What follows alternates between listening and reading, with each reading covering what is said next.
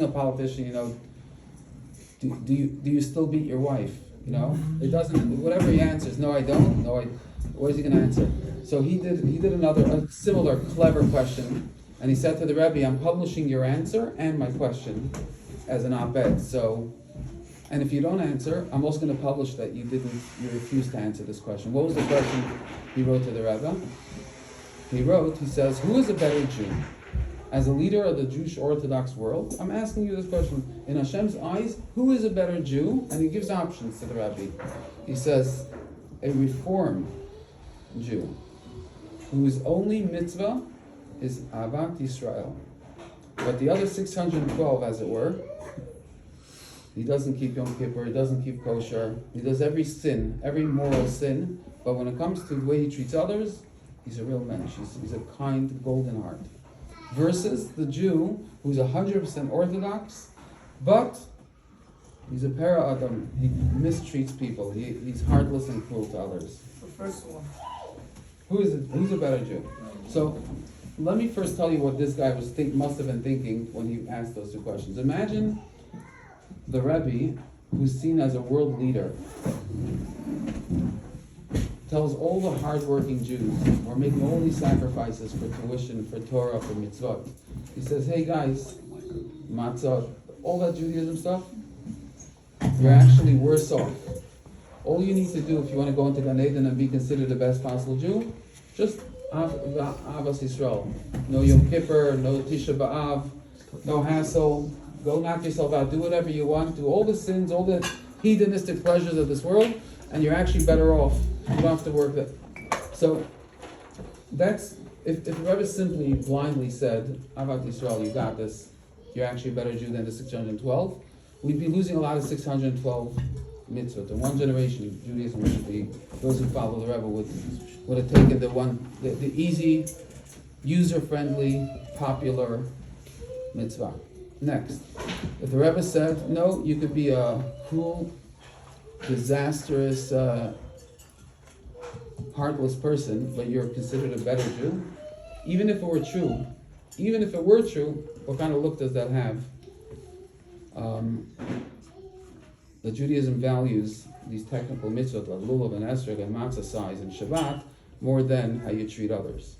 Okay, so it seems like a bit of a trap, and not to answer shows a lack of moral clarity and leadership. Right? You can't answer a straightforward question.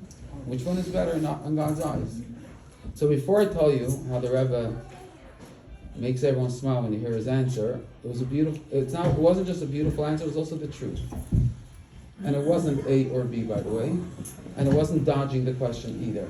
So, could someone suggest, to appreciate the beauty of the Rebbe's answer, I want to hear some suggestions. Brian? Okay. I'm not sure. It's a tough one. Put yourself in his shoes. What would you do? You can't just respond, say it's a tough one. I'm gonna have to get back to him. Can you reword the question? Yeah. Who's a better Jew in God's eyes, from the Rebbe's perspective? A Jew who just does Ahavat Yisrael but rejects observing the 612 mitzvot, or a Jew that's scrupulous, ultra-Orthodox in 612, but the way they treat others is horrible. The way you worded it, I would say that the second person, you said he's ultra-Orthodox and scrupulous, but he can't be those things if he doesn't, if he's not. In other words, if you really kept the 612 properly, he would automatically keep the 600. Right. In other words, you're saying it's not a realistic scenario. No, I'm saying that person would not be considered a Jew because he's not. It's like. Oh, you're saying you can't classify them Orthodox Yes. if they're rejecting Ahavat Yisrael. Yes. Okay, but which one is a better Jew? The one that keeps the 612 in an ultra-Orthodox way, but they're super irreligious when it comes to Ahavat Yisrael, or the one that is super religious about Ahavat Yisrael, but super atheistic when it comes to the other 612. But they both a fundamental principle that we learn in Judaism from kindergarten is that we're taught derech eretz the Torah. Yeah. You know, And what does that mean? Translate? if you don't have respect for others, if you don't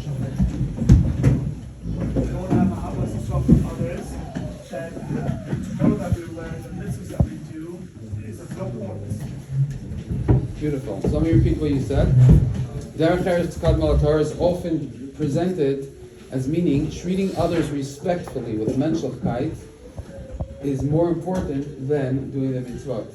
So actually, it's a mistranslation. Derech Eretz,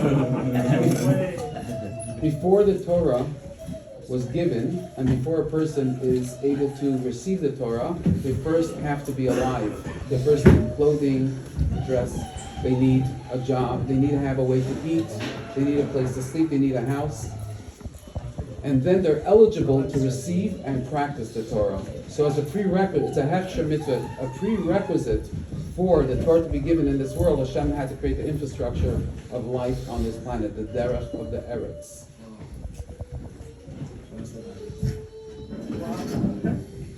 But it is right. But the principle is true that you're not considered a holy Jew in Hashem's eyes if you mistreat others. That is a true principle. But Rabbi Akiva says that, and Hillel says it as well. He says that to treat others the way you want to be treated. The rest is commentary. So the energy of that misquote is correct. Well, you can also argue that both kinds of Jews are necessary. Correct. But which one is superior? If they're equal, say they're Teach me the equal. whole Torah in 1 foot. Teach me the whole Torah in 1 foot. He said, and everything In the else. first but Everything else is translation. Everything is yeah, but Pirushim. everything else is Commentary. still required. If you're gonna have either Pirushim, if you have this mitzvah, you'll automatically have all other mitzvahs will come to follow. Okay. So you're voting with one mitzvah. Yeah. I'm having a hard time casting my vote. It's a tough one. It's a tough question. I told you. Yeah. So on the one hand, if you're keeping the 612, automatically the 613th will follow. But on the other hand, we know that if we have the mitzvah of Ahavat Yisrael, the other 612 is commentary on it, so they will come to follow as well. So they could both be the correct answer. Okay. So how would you word your response? I've heard what the Lubavitcher said, and I would like to go with his answer. I think it makes the most sense. Anyone else want to suggest how you would weasel out or respond to this one? It's a tough chat.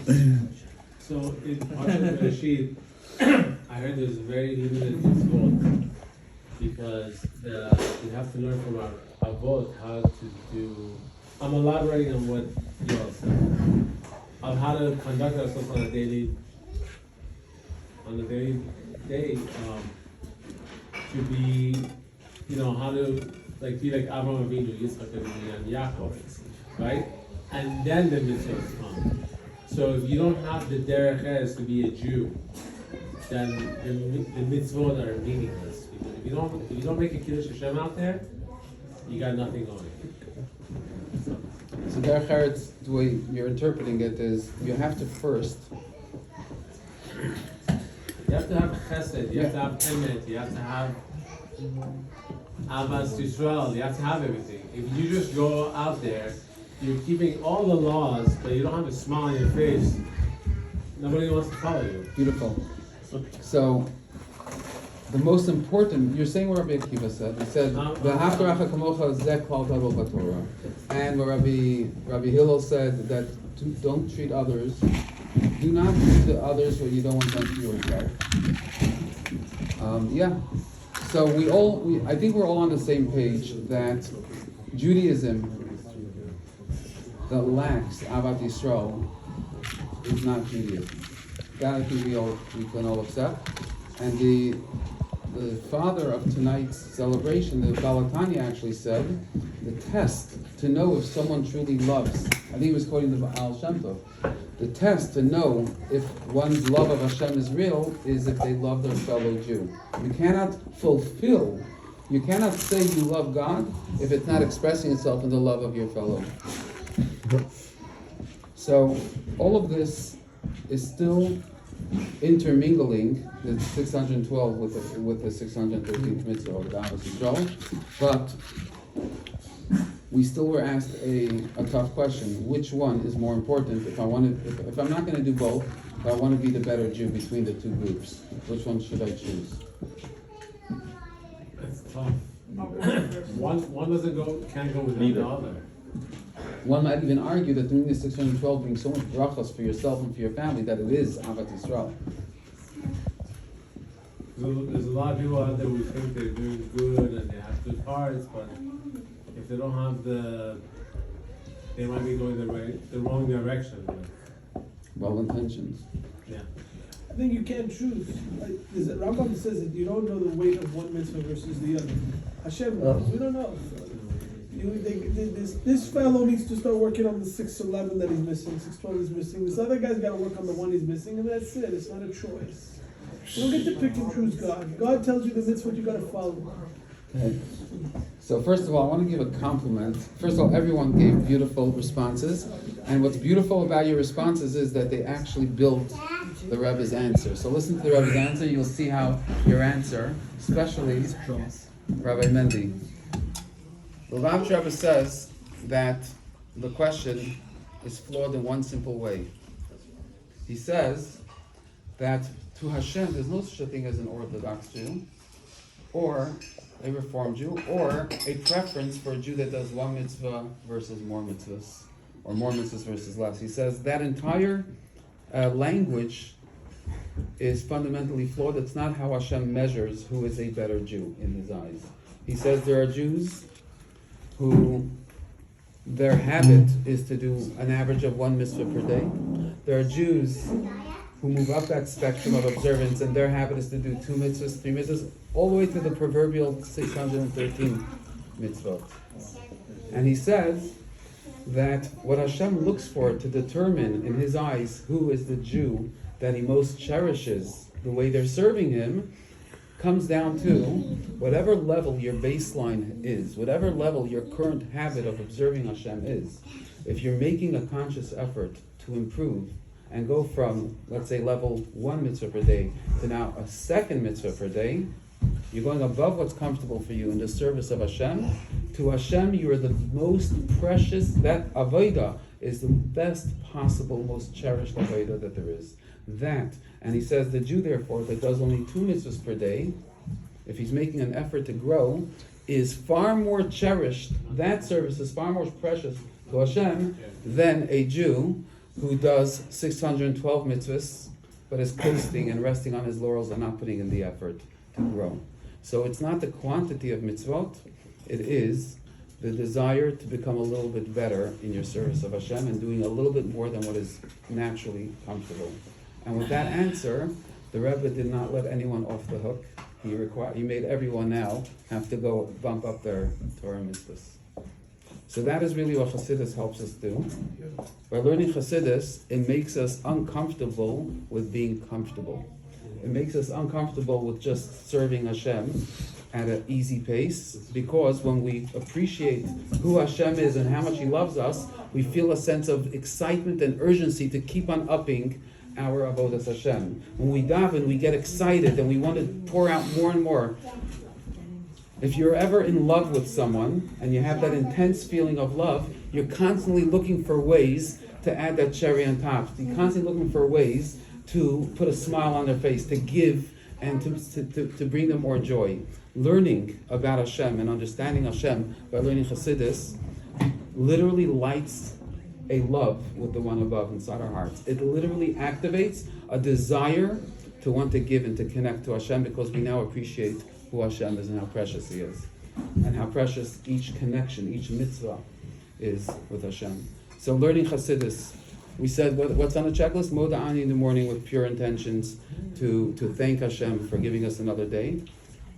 To fill in for men on our head and our heart, to align that at the beginning of our day davka.